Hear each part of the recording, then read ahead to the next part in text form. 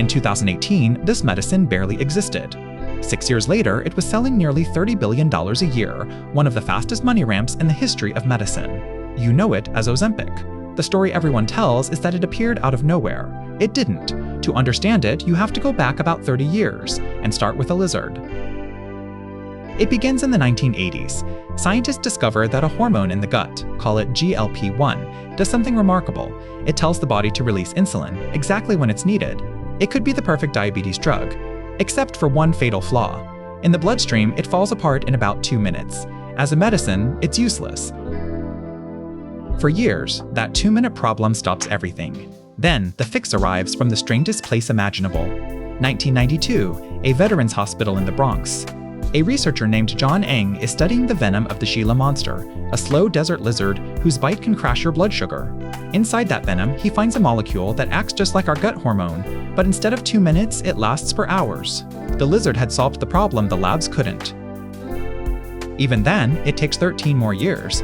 That venom molecule, rebuilt in a lab, becomes the first drug of its kind in 2005. It works, but it's a twice-a-day injection for diabetes and it stays a niche. The breakthrough is real. The blockbuster is still nowhere in sight. Then, researchers notice something.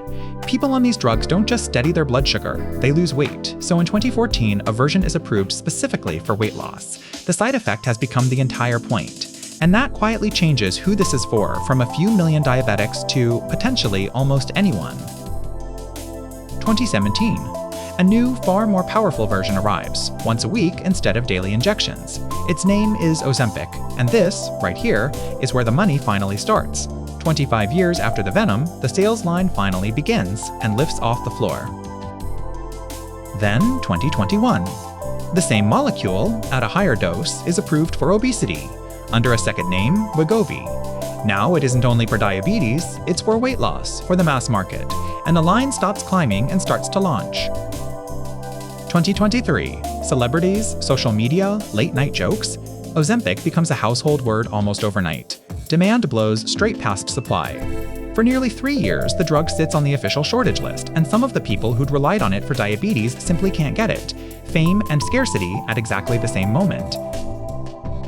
By 2024, this one molecule, Semaglutide, is selling close to $30 billion a year.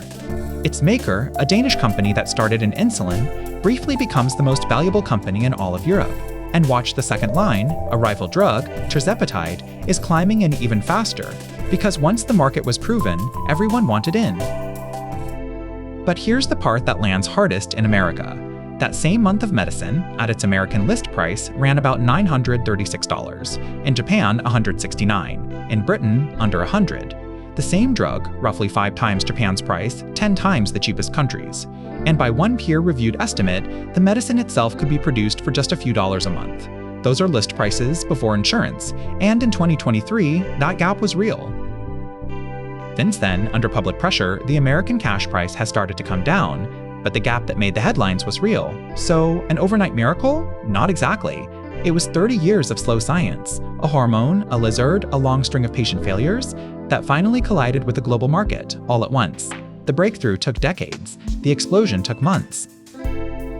From a peptide in lizard venom to the fastest-selling medicine of its time, and a price that depends entirely on where you happen to stand. The science that took 30 years, and the spike that took 3, all on one timeline.